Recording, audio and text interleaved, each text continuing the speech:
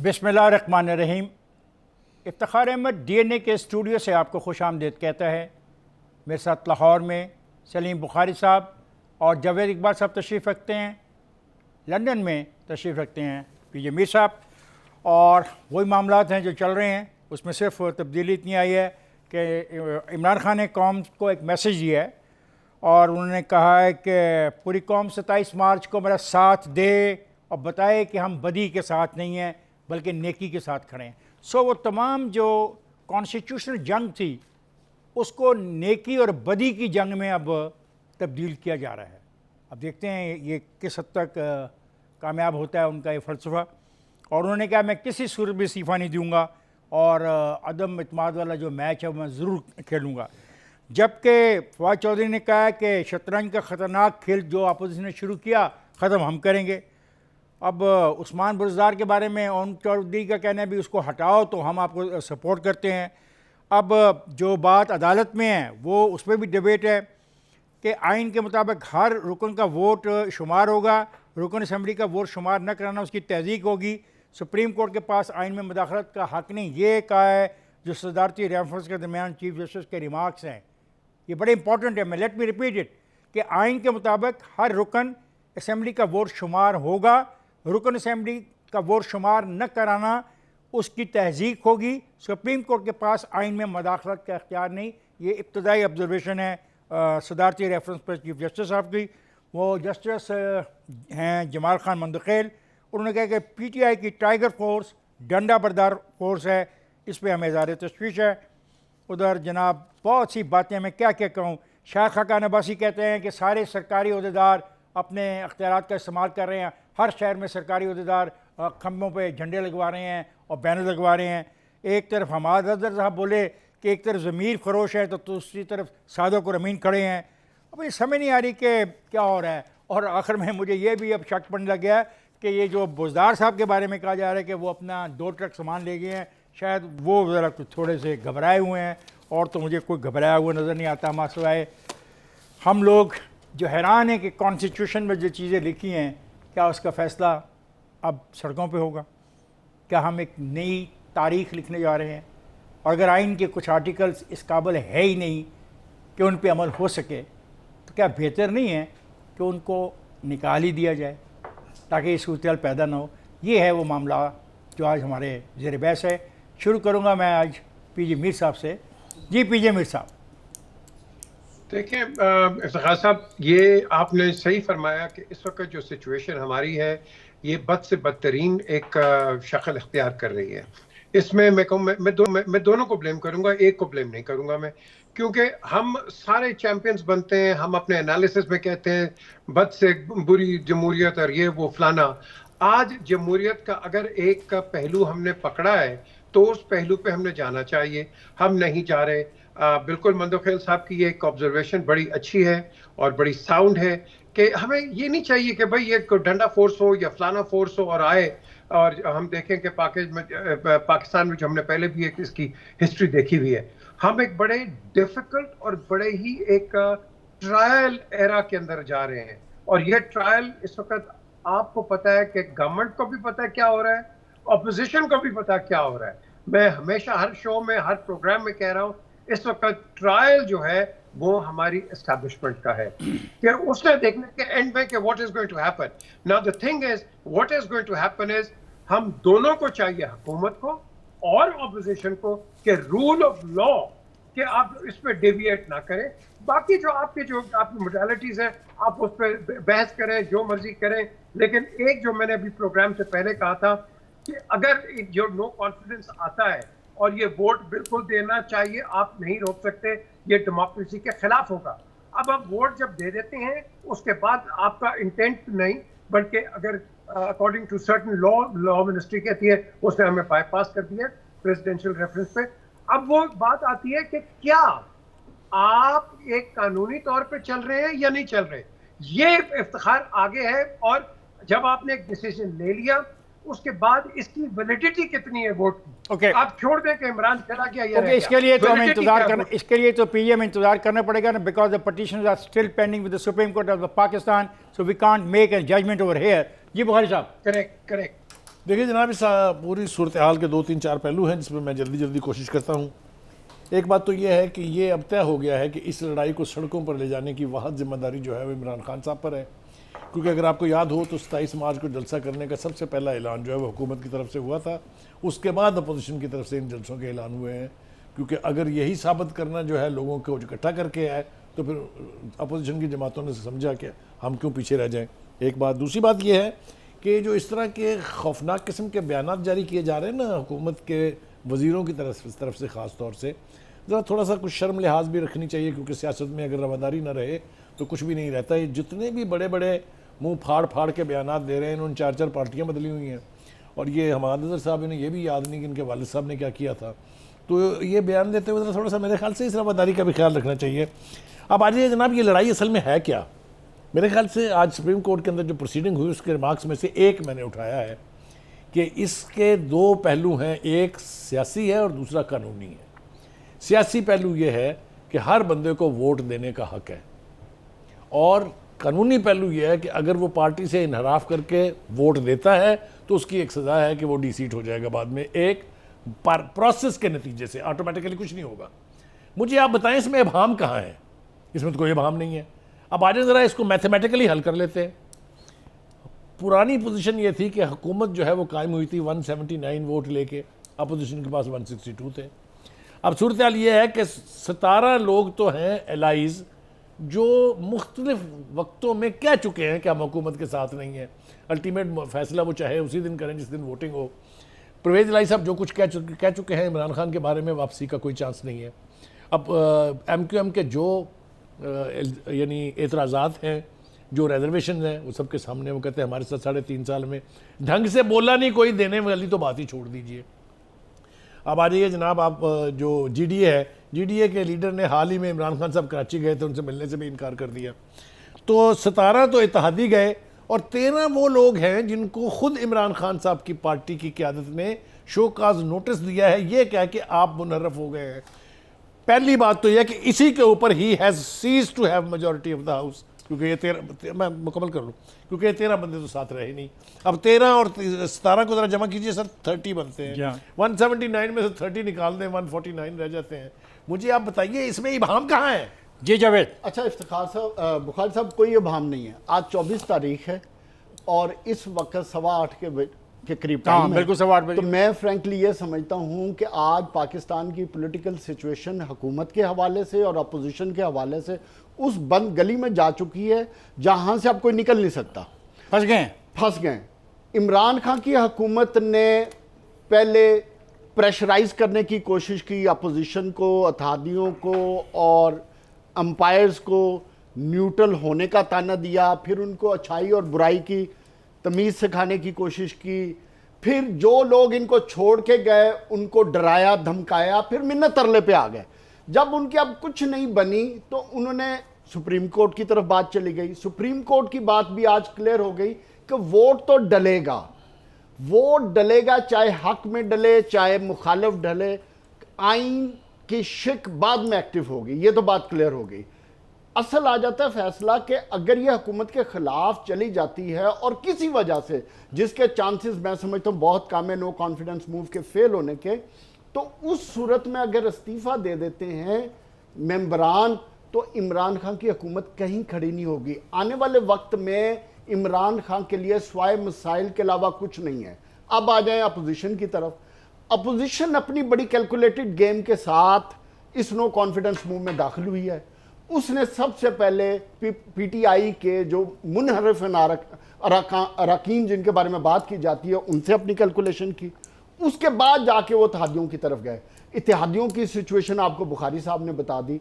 बात यह है कि इमरान खान जिस ट्रम्प कार्ड की बात कर रहे हैं, मैं ये समझता हूँ उनके पास आज की तारीख में जो ट्रम्प कार्ड बचे थे वो भी वक्त गुजरने के साथ साथ ख़त्म होते जा रहे हैं।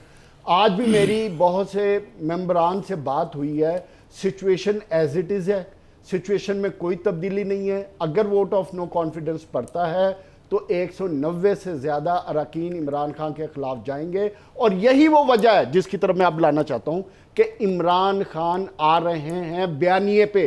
वो बयानिया या पॉपुलर स्लोगन्स जो उन्होंने 2008 से शुरू किए थे, अब नए बयानिए के साथ आएंगे और उसी की तैयारी की जा रही है, उसी के लिए जलसे किए जा रहे हैं, ताकि अगर इधर से फेल होने के बाद अपनी नाकामियों को उस बयानिए के जरिए लेकर आगे चलें, जिसकी तरफ शुरू में इफ्तिखार साहब ने इशारा किया था। ख़ुद मामला उलझता जा रहा है, हर आने वाला लम्हा इस मामले को गंभीर बनाता जा रहा है, जहाँ तक सारा का सारा मसला इत्तेहादियों के ऊपर, और शक है अभी तक कि इत्तेहादी मुकम्मल तौर पर अपोजिशन के साथ, जब हम आपके प्रोग्राम देख रहे हैं उस वक्त तक तो नहीं थे, कल अगर आ जाए तो फिर इमरान खान गया, क्योंकि अगर इमरान खान अपने मेम्बरान को डिस्क्वालीफाई करवा ले तो उसकी मर्ज़ी है, और अगर इत्तेहादी चले जाते हैं अपोजिशन के साथ तो इमरान के पास नंबर ही नहीं है ऐवान में आने के, क्योंकि अगर 17 इत्तेहादी के नुमाए हैं अपना बुखारी साहब ने, अगर ये 17 हैं 17 हैं तो फिर 179 होंगे कम अज़ कम वोट अपना अपोजिशन के पास, कम अज़ कम। और बड़े मज़े की बात है, इस दौरान वो अपने 14-15 लोगों को वैसे डिस्क्वालीफाई करवा चुका होगा, अगर वो भी चले गए तो फिर किसी ने कहा कि भी वोट ऑफ कॉन्फिडेंस लो, तो उसके बस की बात नहीं। हाँ, एक बात जिससे मैं डर रहा हूँ और खौफज़दा हूँ, कई गरीबों के बच्चों को आपस में लड़वा ना दिया जाए, ऐसा ना हो, ऐसा ना हो, ये नहीं होना चाहिए। आइन को आइन के दिए लड़ो, आइनी जंग को आइनी हदूद के अंदर रह के लड़ो, जो तरीक़ेकार का तयन आइन के अंदर किया गया है उसके अंदर रह के लड़ो। आइन की जंग को, आइनी अमूर के मामलात को सड़कों पे मत ले जाओ, इससे पहले भी लेके गए थे। वो तो शुक्र है कि उस वक्त की पार्लियामेंट इकट्ठी रही, हालांकि उस पार्लियामेंट में भी साजिश करने की कोशिश की गई थी कि वो आपस में लड़ पड़ें और बाहर इसके साथ आके मिलें, उसमें आपको नाकामी हुई थी। इमरान खान साहब, प्लीज़ आइनी मामलात को आइन के ज़रिए ही हल करने दें लोगों को, पार्लियामेंट को। और स्पीकर साहब, आप याद रखिएगा, तारीख़ आपको माफ़ नहीं करेगी अगर आपने ऐसा रवैया अख्तियार किया जो जानबदारी का हुआ। मैं जा रहा हूँ ब्रेक पर, जाएगा नहीं, हमारे साथ रहेगा।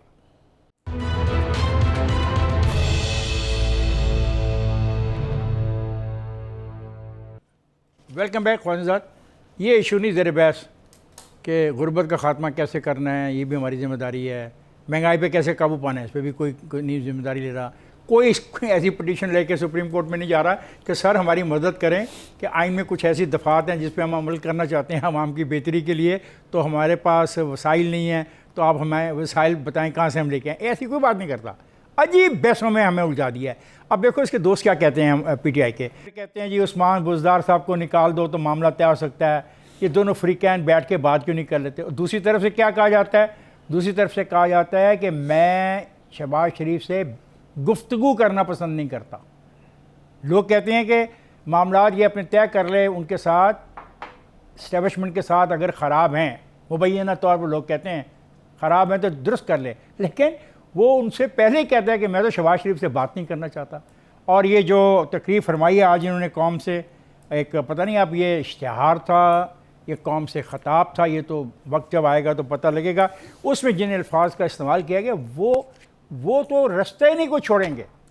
पार्लियामेंट के अंदर और पार्लियामानी निज़ाम के अंदर हमेशा एक रास्ता रखा जाता है, वो है इफ़हाम व तफ़हीम का, वरना तो फिर बादशाहत आ जाएगी और उसका नुकसान होगा। जी जावेद, आप कह रहे हो। साहब मैं दो चीज़ें हम ना, एक तो प्रॉब्लम हमारा ये हो गया है अवाम का भी और हमारे बहुत से लोगों का भी, कि हम बार बार अंपायर को बीच में डालने की कोशिश करते हैं कि अंपायर अगर सीधा हो जाए तो हालात चेंज हो जाएंगे। उन्होंने कह दिया हम न्यूट्रल हैं। उन्होंने जब कह दिया न्यूट्रल, तो मेरा ख्याल है कि इमरान खान ने क्या कहा है, इमरान खान क्या कहा है, पूछा आपसे। ये कहा, उसने कहा कि वो जानवर होते हैं, लेकिन उसने कहा मेरा मकसद ये नहीं था। बाद में उसने कहा मेरा ये मकसद नहीं था। हमें सियासतदानों को और सोचने वाले लोगों को और अहले फिक्र लोगों को ये न्यूट्रल वाले लफ्ज को और न्यूट्रल लोगों को लाना ही नहीं चाहिए। ठीक है, लेकिन लेकिन इफ्तिखार साहब, न्यूट्रल का नाम बुखारी साहब, उनके पास कोई राइट नहीं है। लेकिन कल जब एक स्टेटमेंट आ गई कि let the politician decide their fate themselves, उसके बाद हमें कोई बात करने की गुंजाइश नहीं है और ना ही किसी को थर्ड पार्टी की तरफ। जब एक बात और भी है, बागी अरकान को NRO देने पे प्राइम कप्तान साहब तैयार हो गए। आपको ये समझ नहीं आती है? कोई NRO उन्होंने लेना नहीं है। दे भी दें, वो तो मिन्नत तरला पिछले 1 हफ्ते से कर रहे हैं। और आमिर लियाकत की ऐसा मुलाकात नहीं होगी ना, होगा। देखो आमिर लियाकत की कल मुलाकात होगी, होने कैसी की क्या खूब- था, तो आमिर लियाकत ने क्या बयान दिया? बाहर में हाथ निकल के क्या कहा उसने? क्या क्या उन्होंने? उसने कहा मुलाकात हुई है, मैं आपको तो वादा पता करके नहीं, थोड़ी लेकिन आया वो हूं। वादा तो नहीं किया मैंने, तो नहीं छोड़ उसने दें। उसने ये कहा है। जी बिल्कुल वही कहा है। ओ, मेरा तो ये ख्याल लेकिन था वो गया बड़ी सी देखो, शर्ट पहन बागी के। अराकीन में से मेरी कमाल है। 3 लोगों से गुफ्तगू हुई है, आज की तारीख तक वो अपनी पोजीशन वो पर 3 कायम का है। क्या वो फर्क पड़ता है, हमें इस्तीफा- ज्यादा उनको ज्यादा और वोट ज्यादा चाहिए। वो सारों के रिप्रेजेंटेटिव है, सारे इकट्ठे बैठे हैं। अच्छा। देखिए बात ये है कि चाहे उनको इस्तीफे देने पड़े, चाहे उन्हें असम्बली की रुकनियत से मुस्तफ़ा और निकलना पड़े, वो हर सूरत में इमरान खान के साथ चलने को तैयार नहीं है। और जहां तक आप बात कर रहे थे कि बच्चों को आपस में ना लड़ाएं, इमरान खान का ये बयान अभी फेल हो चुका है।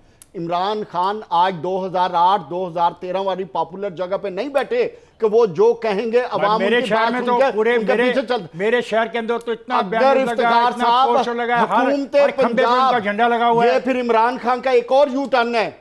आप इमरान खान की 2016 की स्टेटमेंट्स निकाल के देख लें, वो क्या कहते थे कि हुकूमत के खर्चे के पे आप बैनर और ये इश्तिहार और ये एडवर्टीजमेंट करते हैं, क्या कहते थे वो। तो आज अगर वो कर रहे हैं तो इससे अवाम बेवकूफ नहीं है, अवाम को हर चीज की समझ है।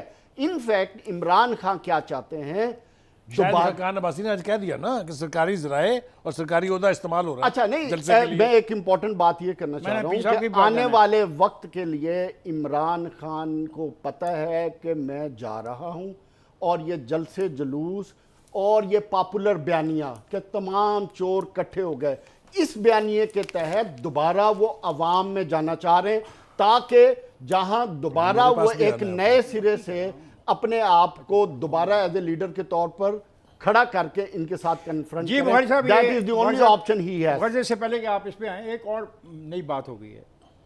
ये तहरीक इंसाफ के 11 गैर कानूनी अकाउंट्स को अब ज़रा आज बहस का हिस्सा इसलिए बन सकते हैं कि उसमें नाम आए हैं, स्पीकर का नाम टॉप ऑफ द लिस्ट है, असद कैसर, गवर्नर शाह फरमान, एहसन रशीद, महमूद रशीद, मिनिस्टर। सीमा ज़िया, जहांगीर रहमान, नईमुल हक मारूम, जफर हक।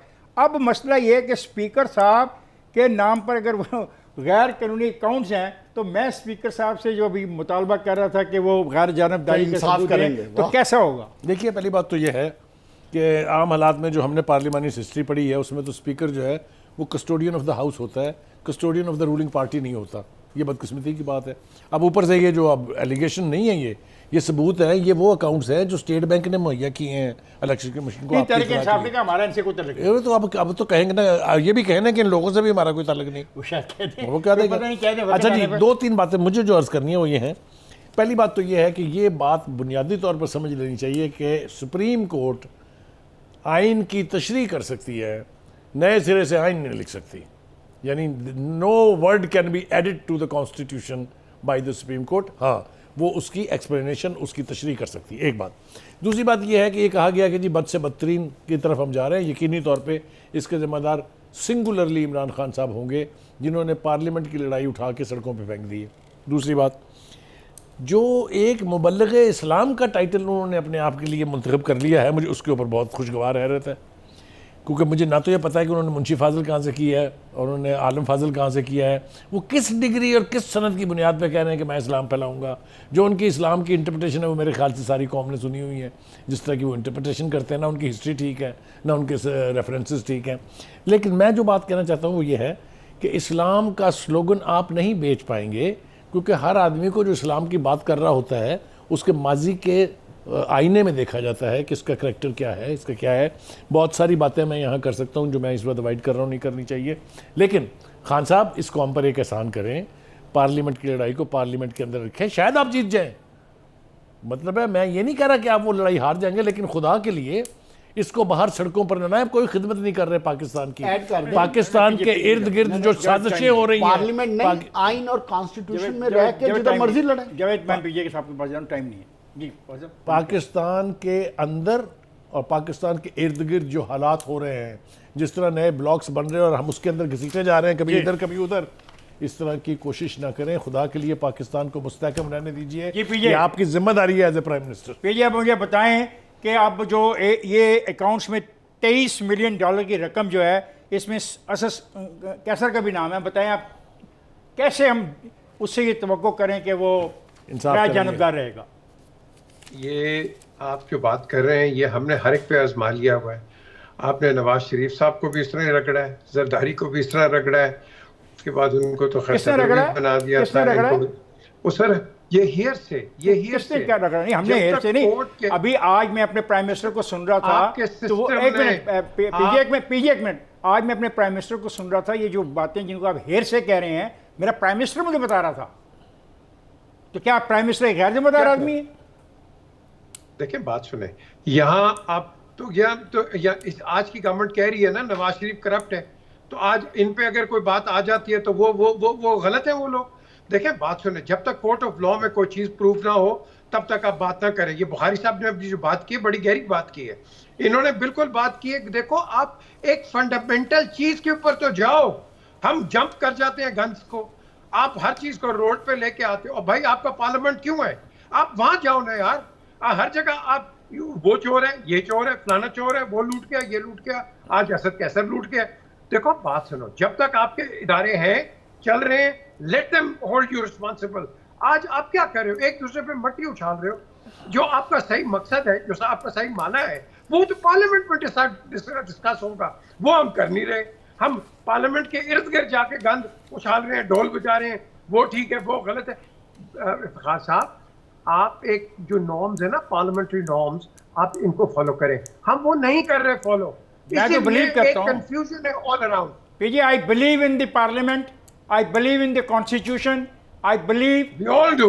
I believe in it in true sense because I am a Democrat. Yes I believe in it. Yeah, अब ये जो लोग खेल लेके आए हैं सड़क पर, ये मैं तो नहीं लाया ना, ये जो मैं तो नहीं, नहीं लेके आपने- आया। तो मैं अब जा रहा हूँ ब्रेक पर, जब ब्रेक से वापस आऊँगा तो इस सिलसिले को हम जारी रखेंगे। ख़वातीन हज़रात, जाएगा नहीं, हमारे साथ रहिएगा।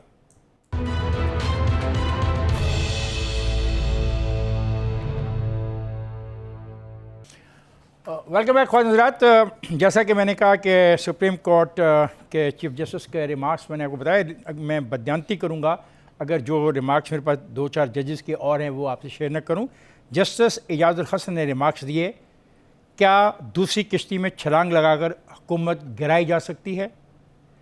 जस्टिस मुनीब ने रिमार्क्स दिए, सब ने मर्ज़ी की तो सियासी जमात अदारा नहीं हजूम बन जाएगी, अरकान के इधर उधर जाने से तबाही फैलेगी। ये मैं फ़र्ज़ समझता था कि आपसे शेयर करूं, और ये भी मैं शेयर करना चाहता हूं कि जस्टिस जमाल खान मंदोखेल ने यहाँ पर यह फ़िक्र भी कहा कि आप पार्टी सरबराह को बादशाह बनाना चाहते हैं। याद रहे कि ये सदारती रेफरेंस के हवाले से अदालत में गुफ्तगू हो रही थी। बखैर साहब, क्या किया जाए, मामला तो उलझता जा रहा है। मेरा ख्याल है शिकस्त मानने को तैयार नहीं हुआ, कप्तान ने शिकस्त कभी नहीं माननी। उसके अंदर एक, जितने भी उसके दोस्तों से मैं मिला हूँ, जानता हूँ, वो कहते हैं फाइटर है वो।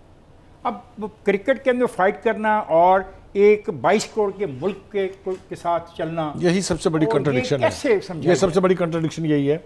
वो आपने 2 जजेस के रिमार्क सुनाए, आपने चीफ जस्टिस के रिमार्क सुनाने मुनासिब नहीं समझे। मैं जी, अगर आप प्लीज़ इजाज़त सुना दें तो मैं दीजिए, कह दूं। मेरे पास थी नहीं। चीफ जस्टिस साहब का कहना है कि आइन के मुताबिक हर रुकन असम्बली का वोट शुमार होगा। ये मैंने सबसे आगाज़ यहीं से किया। अब दोबारा बता दें प्लीज़। हाँ, आइन के मुताबिक हर रुकन असम्बली का वोट शुमार होगा। रुकन असम्बली का वोट शुमार न कराना इसकी तज़हीक होगी। सुप्रीम कोर्ट के पास आइन में मुदाखलत का इख्तियार नहीं। समाअत के दौरान चीफ जस्टिस के रिमार्क्स, मेरे ख्याल से अगर मैं संजीदगी के साथ लॉ स्टूडेंट इसको बयान करूं तो उन्होंने एक तरह से फ़ैसला सुना दिया है, और यही सही पोजीशन है, यही करेक्ट कॉन्स्टिट्यूशनल पोजीशन है। अब आ जाइए दूसरी तरफ। एक तरफ तो सूरत हाल इतनी नाजुक सूरत इख्तियार करती जा रही है, और दूसरी तरफ जो इमरान खान साहब के जो स्ट्रॉन्ग आर्म्स हैं, जिनमें एक शेख रशीद साहब हैं, उन्होंने 2 बातें कही हैं। आदत के मुताबिक वो दरफुंतनी छोड़ने से तो बाज आते नहीं हैं। एक तो उन्होंने ये कहा जी कि अर्ली इलेक्शन भी हो सकते हैं।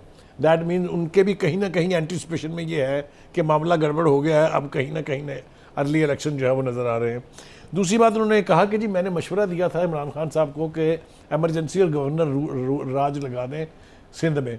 और ख़ुदा के वास्ते शेख रशीद साहब थोड़ा सा ख्याल करें, अगर चीज़ें चल रही हैं जमहूरियत की रूह के मुताबिक, अगर चल रही हैं कॉन्स्टिट्यूशन के मुताबिक, उनमें ये नई चीज़ें सारे हथकंडे, चूँकि आपकी ट्रेनिंग जो है वो ज़्यादातर फौजी डिक्टेटरों के साथ है, इसलिए आप उसी तरह के इकदाम जो हैं वो सजेस्ट कर रहे हैं खान साहब को एक डेमोक्रेट के तौर पे। मुल्क का जो चैलेंजेस इस वक्त दरपेश है उनसे डील करने दीजिए। ये नई नई दरफुंतनियाँ जो है ये उनके मामलाजात को, उनकी मुश्किलात में इजाफे का बायस बनेगी, ये फ़ायदा कोई नहीं होगा। पीजे जो ये बात मैंने आपसे कही है कि वज़ीर आज़म जो पार्लियामेंट की लड़ाई है इसको सड़कों पर ले जाने का फैसला किए हुए हैं, तो साफ ज़ाहिर है दूसरे लोग भी जा रहे हैं।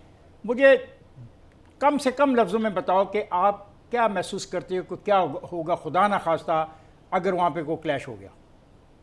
देखें, आपके पास 3 जजेस के तो रिमार्क्स आ गए हैं। 2 ने कहा है कि इस तरह आपने मुल्क नहीं चला सकते, और तीसरे का वर्डिक्ट भी आ गया। आई थिंक ज्यादा टाइम होता तो आपके सामने डिसीजन भी एक आ जाता। द क्वेश्चन है अराइजेस के, देखें हमने ये पीटीआई की कई गवर्नमेंट्स आएंगी जाएंगी, नून आएगा, पीपल्स पार्टी आएगी जाएगी, हमारा state of Pakistan will always remain supreme and number 1। हमने स्टेट को देखना, गवर्नमेंट्स को नहीं देखना।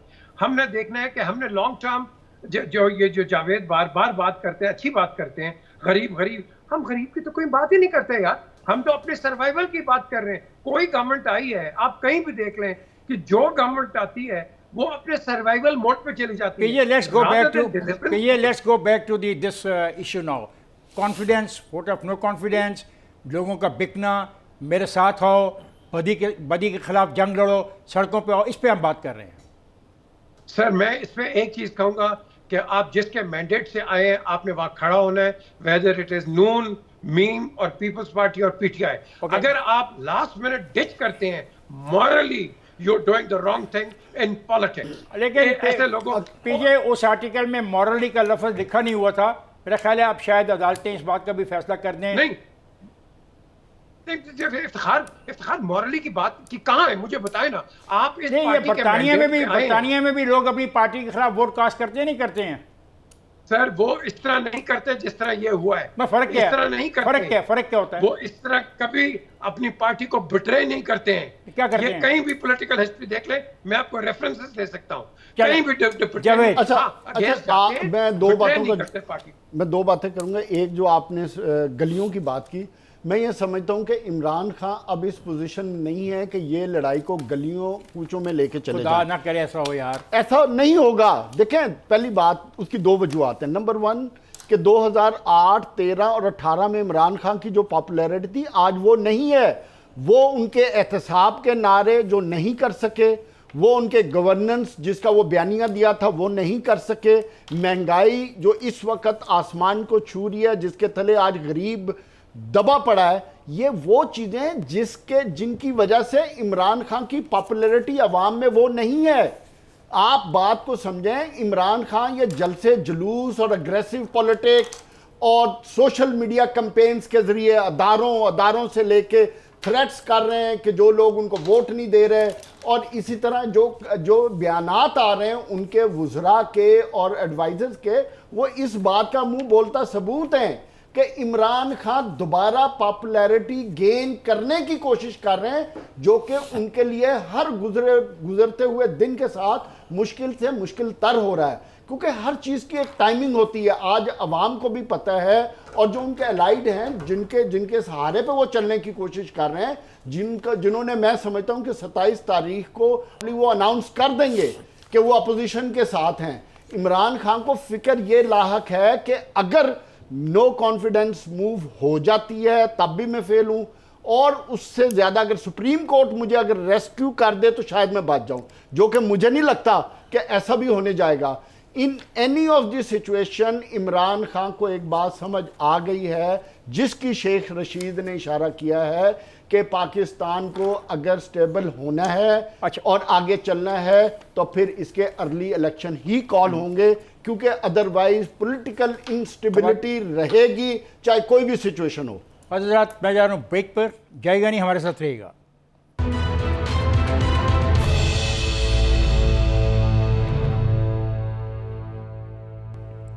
वेलकम बैक हजरात। मेरी ख्वाहिश है कि ये आइनी सियासी बहरान जो है ये मुल्क की चूल्हे ना हिला दे। ये लफ्ज़ मुल्क की चूल्हे ना हिला दे मेरा नहीं है, कि हमारे एक बहुत सीनियर हैं कामरान खान साहब, उन्होंने कहा था, और मुझे खदशा है कि कहीं ऐसा न हो जाए। मैं इस मामले में डरपोक हूँ। मैं नहीं चाहता कि खून लोगों का बहे, मैं नहीं चाहता कि दुकानों को आग लगाई जाए, शीशे तोड़े जाएं और फिर अपनी ताकत का मुजाहरा किया जाए। आइन का मामला है, अदालत में चले गए हो, अदालत की बात सुन लो, या तो फिर अदालत में जाते ही ना, या आप सिरे से कह दो कि हम आइन के इस आर्टिकल को तस्लीम नहीं करते, आइन में वोट ऑफ नो कॉन्फिडेंस का आर्टिकल होना ही नहीं चाहिए। ठीक है, वो बात नहीं, कर लें आप ऐसा 2/3 मेजॉरिटी जब आए तो। बड़ी मुझे सिर्फ खदशा ये है, डर ये है, जो कुछ मैं सुन रहा हूँ उन दोस्तों की तरफ से, उनके रवैयों से, वो ज़रा मुझे खौफज़दा कर रहे हैं, क्योंकि मैं नहीं चाहता ऐसा हो। बुखारी साहब, एक पॉइंट और है, वो पॉइंट ये है कि ये जो तासर बार बार दिया जाता है कि जनाब अगर हम नहीं होंगे तो मुल्क नहीं होगा, ये क्या तस्वर है? और अलेक्जेंडर द ग्रेट का भी यही ख्याल था, और उसके बाद से बहुत सारे नाम मैं ले सकता हूँ जिनका ख्याल ये था कि उनके बाद दुनिया ख़त्म हो जाएगी। तो किसी के होने या ना होने से तो कुछ नहीं होता। एक अहम सवाल जो इस पूरी हेयरिंग जो सुप्रीम कोर्ट की है इसके बारे में करना ज़रूरी है, वो है काजी फ़ायज़ ईसा का ख़त जो उन्होंने सुप्रीम कोर्ट के चीफ जस्टिस को लिखा है। उसमें 2 पॉइंट हैं जिसका अभी तक जवाब सामने नहीं आया। वो एक तो ये कि जब इस किस्म का बेंच बनाया जाता है तो जो सीनियर जजेस होते हैं उनसे मशावरत की जाती है, और इस जज के ऊपर जिन अरकान को मुंतखब किया जाता है उसका हिस्सा बनने के लिए वो सीनियर तरीन लोग होते हैं। उन्होंने पॉइंट आउट किया है कि एक आपने 13वें नंबर का जज रखा है, एक 9वें नंबर का रखा है, एक 7वें नंबर का रखा है, और ख़ुद उन समेत बहुत से लोगों को, उन्होंने अपनी बात तो नहीं की लेकिन ख़ुद उन समेत बहुत से लोगों को यानी अवॉइड किया गया है। इसकी क्या वजह होगी ये तो खैर सुप्रीम कोर्ट बेहतर जानती होगी, लेकिन उन्होंने एक लीगल पॉइंट चूँकि उठाया है, लिहाजा मेरी दानिश में इसका भी नोटिस दिया जाना चाहिए था। अल्लाह करे कि जो भी फैसला आए सुप्रीम कोर्ट की हेयरिंग के नतीजे में, उससे ये आइनी बहरान हल होना चाहिए, इसको ज़्यादा डीप नहीं होना चाहिए, क्योंकि अगर ये डीप होगा तो मैं एक बात आपको बता दूं कि जिस तरह की डैगर ड्रॉन्स हैं इस वक्त, खंजर तने हुए हैं, ये ऐसा ना हो कि इस जमहूरियत की बसात लपेट दी जाए। बहुत साहब इस पर मैं ये कहूँगा कि बेंच के आपस के मसाइल जो है ना उनको आपस में ही हल कर, बिल्कुल सही बात। मैंने ये तो नहीं कहा कि हम करेंगे हल, जी बीजे, उन्हीं के जस्टिस हमने वाइंड अप करना है, आपसे वाइंड अप करना है। जी बीजे, देखें, यहाँ अभी भी मैं कहता हूँ, कई लोग मुझसे इत्तेफाक नहीं करते हैं, मैं अभी भी कहता हूँ ये वक्त है बैठने का, और अपने हमारी जो सियासी वो बैठने को तैयार नहीं, वो कहता है मैं शहबाज शरीफ के हाथ नहीं बनाना चाहता। आज फिर उसने शहबाज शरीफ से मुताल्लिक ऐसे लफ्ज़ कहे हैं, बाई नेम नहीं कहे लेकिन कहे हैं। जब एक शख्स मिलना नहीं, आप मुझे मिलने नहीं चाहते तो मैं मजबूर होकर आपके फ्लैट के लिए आके खड़ा हो जाऊँ कि पीजे में आ गया हूँ, पीजे मेरे से बात कर लो। मैं उसको भी तो सोचना चाहिए, ये मुल्क मेरा भी है तो उसका भी है, उसको भी सोचना चाहिए। The prime minister of Pakistan, he must come forward with some idea to resolve this crisis. Prime minister के पास बड़े मसले मसाइल होते हैं। मैं शहबाज शरीफ के साथ खुद आया था एग्जाइल में, अगर वो बंदा खुद अपने आप को आके प्रेजेंट कर रहा है कि मुझे तुम अंदर करो, मेरा ट्रायल करो, हर चीज करो, और तो फिर वो अब मुझे बताओ, वो कहता मैंने अगर कोई चोरी की है कहीं गया, मुझे पकड़ो, मुझे अंदर करो, वो कहता है। वो बात यह है कि ये केस जो है ये इमरान ने शहबाज पे नहीं डाला, ये पीपल्स पार्टी का और इधर का आपका मसला है। Shahbaz is ready to present himself, मेरे सामने आया है, 2 दफा आया है, नवाज भी आया है, बेनजीर भी आई है। द क्वेश्चन अराइजेस, हम बात का बतंगड़ बना रहे हैं, हम हर चीज को पॉलिटिसाइज कर रहे हैं। इस पॉलिटिसाइज जो कर रहे हैं उसको जी एक जुमला बोले ताकि मेरे एक जुमला मैंने ये बोलना है कि हमारे प्राइम मिनिस्टर के पास आपने कहा बहुत सारी चीज़ें देखने के लिए, 3.5 साल में सिवाय पिछलों को चोर डाकू डकैत कहने के बगैर कुछ साबित किए उनके पास और जो पीजे कहना चाहते, फिनिश करना है हमने, मुझे बात जी प्लीज करो ना, शुरू करो।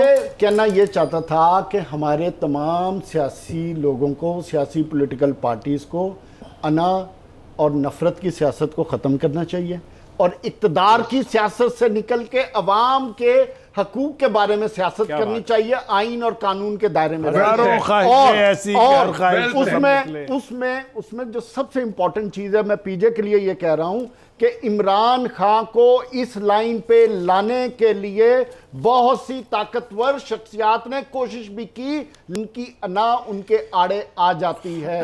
यही सबसे बड़ा मसला है इस वक्त पॉलिटिकल क्राइसिस का। मैं आज भी समझता हूं कि इमरान खान को अगर मुस्तकबिल की सियासत करनी है, पाकिस्तान की सियासत करनी है, इस अवाम की सियासत करनी है, तो अना और ईगो को साइड पे रख के आपको मिल के कोई दरमियानी रास्ता निकाल के सियासत करनी चाहिए। फ़ाज़ हज़रात, आज का प्रोग्राम ख़त्म हुआ चाहता है। जाने से पहले एक बात मैं कहूँगा, उस्मान बुज़दार साहब ने बंदोबस्त करने की कोशिश की है कि अगर खुदा न खास्ता उनके साथ कोई हाथ हो गया सियासी तौर पे, तो अगले इंतखाबात में वो क्या करेंगे। चूँकि उनका तल्लक है बलूचिस्तान के कुछ दोस्तों से, उनके साथ उनकी बातचीत हुई है। और अगर आपको याद हो कि एक शादी में बिलावल भुट्टो के साथ भी वो काफ़ी देर तक हम कलाम रहे। मुझे और मेरे साथियों को आज के प्रोग्राम से इजाज़त दीजिए। अब आपसे मुलाकात होगी कल, तब तक के लिए खुदा हाफिज़।